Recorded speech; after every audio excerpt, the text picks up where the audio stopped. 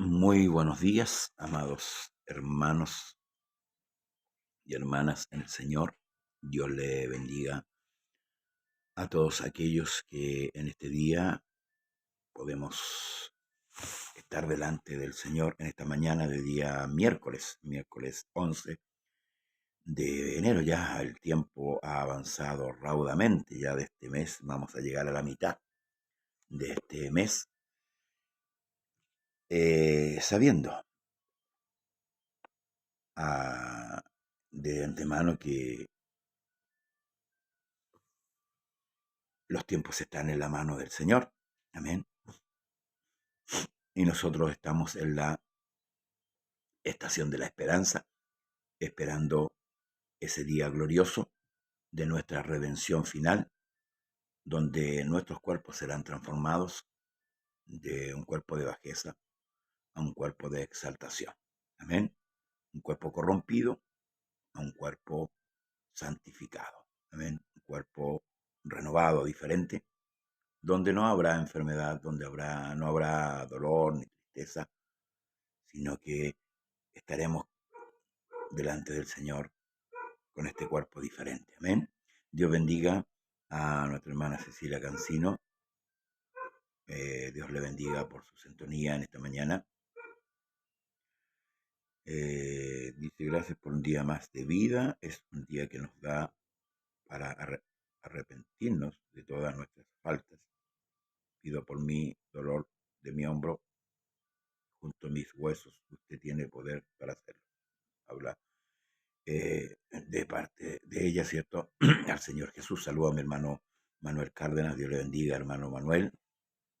Bendiga grandemente su vida. ¿Eh? El día de ayer concluimos con el capítulo 15 del libro de Hechos. Antes quiero decirle que hoy día, ¿cierto?, nos congregamos en el lugar de Vida Nueva. Vamos a estar con los hermanos de aquel lugar una vez más. Y mañana, si es que Dios así nos permite, con los hermanos de Neptuno, amén, para compartir la palabra del Señor, amén, junto con ellos. El capítulo 16 del libro de Marcos dice, en el nombre de Jesús, después llegó a Derbe, a Listra, y aquí había allí cierto discípulo llamado Timoteo, hijo de una mujer judía, creyente, pero de padre griego, y daba buen testimonio de él, y daban buen testimonio de él los hermanos que estaban en Listra y en Iconio. Quiso Pablo que éste fuese con él, y tomándole le circuncidó, por causa de los judíos que habían en aquellos lugares, porque todos sabían que su padre era griego. Quiero aclarar un poco esto, amén. Concluimos el capítulo 15, ¿cierto? Que ya la circuncisión de nada servía, amén. Porque la circuncisión era un mandamiento, ¿cierto?, para los judíos en el pacto antiguo, pero ya nos encontramos en el pacto nuevo, ya nos encontramos recorriendo el pacto nuevo.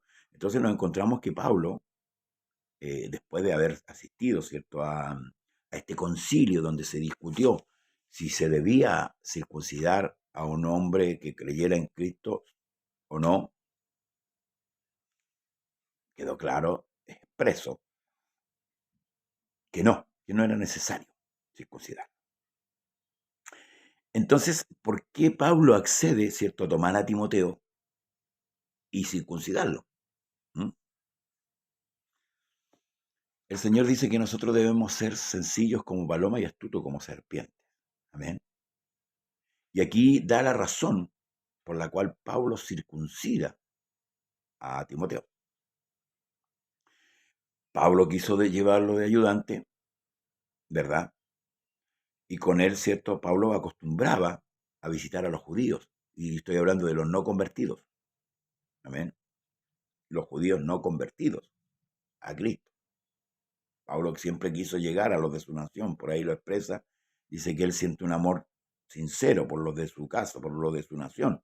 Y que él quisiera irse anatema, apartado, para que sus hermanos pudieran entrar y entender. Pero esto no es a la pinta de Pablo, esto es a la manera del Señor. Pero él expresa su sentir como hombre. Amén. Entonces, ¿por qué Pablo circuncida a Timoteo? Bueno, la respuesta está ahí mismo, por causa de los judíos, no los judíos creyentes, escuche bien, por causa de los otros judíos, los que no habían creído todavía. Porque recuerde que los judíos eran celosos de las costumbres, de las leyes, eran muy celosos, eran muy cerrados en ese sentido. Entonces, Pablo, para poder entrar con Timoteo en las sinagogas, tenía que circuncidarlo, pero no por causa de la salvación, sino por causa de los judíos, para que quede bien en claro. Porque muchos de la circuncisión ocupan estos textos para circuncidar a los creyentes. Amén.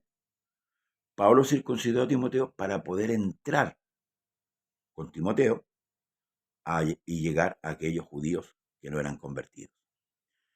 Dice, y al pasar por las ciudades les entregaba las ordenanzas que había acordado los apóstoles y los ancianos que estaban en Jerusalén para que las guardasen. Esto cuando dice que debían apartarse de ahogados, de ídolos, de fornicación, de todas esas cosas, ¿cierto? Y si esas cosas las practicaban, pásenlo bien. O sea, vivan el Evangelio, porque el Evangelio, hermano, no es de amargura, no es de tristeza. Muchos dicen, pucha, que este camino es pesado. No, hermano, si usted le toma en cuenta realmente lo que significa el Evangelio, esto va a ser causa de gozo toda la vida para usted. Así que las iglesias eran confirmadas en la fe y aumentaba el número de cada día. ¿Por qué le digo que es causa de gozo? Hemos leído y hemos recorrido el libro de Hechos, como los apóstoles cuando los golpearon, ¿cierto? Por predicar el nombre de Jesús, dice que ellos salían gozosos de padecer por causa del Señor. Y aún en la prueba se gozaban. El mismo Pablo escribe que debemos estar siempre gozosos, orar sin cesar. El problema es que nosotros todavía no entendemos en su totalidad lo que significa la gracia, ¿cierto? La salvación, lo que significa ser salvo. Todavía nos ha costado entender lo que significa militar en el Evangelio. ¿Mm? Sí, porque nosotros militamos en el Evangelio. ¿Mm? Esta es como una disciplina, es una nueva forma. Si lo hablamos en una terminología griega, es una nueva idea. ¿Amén? Porque los griegos pensaban en las ideas, en los pensamientos. ¿Mm? La fortaleza de los griegos estaba aquí en la cabeza. ¿Amén? Entonces, hermanos amados, Pablo incurre en esto para así poder entrar con Timoteo con libertad en la sinagoga de los judíos y llevar a cabo el evangelio de la gracia. Por eso dice, con el débil me he hecho débil, con el fuerte fuerte, ¿verdad? Y en ese sentido Pablo se asimila un poco, ¿cierto? Para poder llegar con mucha sabiduría a aquellos que todavía no habían sido alcanzados por el evangelio. Y atravesando Frigia y la provincia de Galacia, les fue prohibido por el Espíritu Santo hablar la palabra en Asia. Recuerde que una vez que Cristo asciende en cuerpo, ahora el mismo Cristo, que es el Espíritu Santo, gobierna la iglesia. El que le salió al encuentro a Pablo fue Cristo, diciéndole, yo soy Jesús al que tú persigues. Entonces el Espíritu Santo le prohibió que hablasen en Asia la palabra. Y pasando junto a Misia, descendieron a Troas, y se les mostró a Pablo una visión de noche. Un varón macedonio estaba en pie rogándole y diciendo, pasa a Macedonia y ayúdanos. Cuando vio la visión, enseguida procuramos partir para Macedonia, dando por cierto que Dios nos llamaba para que le anunciásemos el Evangelio. Vieron esta visión, ¿verdad?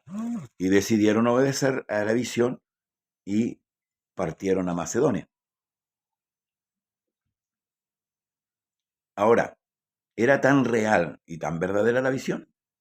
Sí, sí. Porque aquí va a ocurrir una situación en esta ciudad de Filipo, la que va a dar lugar, hermanos amados, a la creación o a la inauguración o al comienzo de la iglesia que va a estar situada en la región de Filipos. La iglesia del Señor, la iglesia es una, amén. Está situada en diferentes lugares. ¿Mm? Eso es lo que también debemos entender. La iglesia es una. Así como Dios es uno, la iglesia es una. Yo puedo estar aquí en Chile y en Argentina están los hermanos. Se nombra por la localidad. Amén. Pero la iglesia es universal. La iglesia es una. Amén. Entonces va a ocurrir un suceso que lo vamos a leer. Dice, zarpando pues de Troas, vinimos con rumbo directo a Samotracia y al día siguiente a Neápolis y de allí a Filipos, que es la primera ciudad de la provincia de Macedonia, ¿ven? Es la primera, ¿ya? Y una colonia, y una colonia. Y estuvimos en aquella ciudad algunos días. Y un día de reposo salimos fuera de la puerta junto al río, donde solía hacerse la oración. Y sentándonos hablamos a las mujeres que se habían reunido. Aquí el día de reposo es equivalente al día sábado. Entonces una mujer llamada Lidia, vendedora de púrpura de la ciudad de Tiatira, que adoraba a Dios, estaba oyendo, y el Señor abrió el corazón de ella para que estuviese atenta a lo que Pablo decía. Y cuando fue bautizada y su familia, nos rogó diciendo, si habéis juzgado y yo sea fiel al Señor, entrad en mi casa y posad. Y nos obligó a quedarnos, en el sentido de obligarnos de buena manera. Amén. Aconteció que mientras íbamos a la oración, nos salió al encuentro una muchacha que tenía espíritu de adivinación, la cual daba gran ganancia a sus amos, adivinando. Esta, siguiendo a Pablo y a nosotros, daba voces diciendo, escuche esto, estos hombres son siervos del Dios Altísimo, quienes os anuncian el camino de salvación. Fíjese que no hay nada de malo, escuche bien, no hay nada de malo lo que esta mujer profería. No fue, por ejemplo, cuando ese hombre que está endemoniado, ¿cierto?, en el templo, le dijo a Cristo, tú eres el Hijo de Dios, has venido para destruirlos antes de tiempo. No fue un ataque. Aquí la mujer no decía nada ofensivo. Al contrario, exaltaba a Pablo y a Sila como hombres de Dios. Dice, diciendo, estos hombres son siervos del Dios Altísimo, fíjese, quienes anuncian el camino de salvación. Y esto hacía por muchos días, más desagradando a Pablo. Se volvió y dijo al Espíritu, te mando en el nombre de Jesucristo que salgas de ella. Y salió en aquella misma hora. Entonces, la pregunta es, ¿por qué esto desagradó al apóstol Pablo? No tenía nada de malo lo que la mujer decía una gran verdad. Entonces, ¿cuál es la razón que Pablo se desagrada con respecto a esta mujer que exaltaba a Pablo y a Sila? Ahí está la respuesta. Amén. Uno, tenía un espíritu de admiración. Y dos, ¿a quién exaltaba? ¿A Jesucristo? No, a Pablo y a Sila. Por eso que molestó esto a Pablo. Porque Pablo sabía, amén, y todo hombre de Dios y toda mujer de Dios debe tener muy claro esta situación. Que el único, escuche bien, el único que merece exaltación, que merece la honra, la gloria, el imperio y la alabanza, es el Señor Jesucristo. Y Pablo lo entendía muy bien. Si usted lee el libro de Corintios, cuando Pablo se entera por los de Cloé que había una división, porque unos decían que eran de Apolo, otro de Cefa, otro de Cristo, Pablo les dice, ¿quién es Pablo? Sino siervo, esclavo del Señor. Entonces, Pablo molestó esta situación. Hoy día muchos no se molestan cuando lo exaltan y no lo ponen en alto, no. Todo hombre de Dios es siervo. Hemos tenido hombres que han mostrado un buen testimonio, un buen comportamiento en el Evangelio. pero eso es lo que tenían que hacer. Entonces, yo me he encontrado hoy día con que se exalta la personalidad de muchos hombres de Dios y, y no se reconoce al que estaba en aquel hombre. Debemos tener cuidado, debemos tener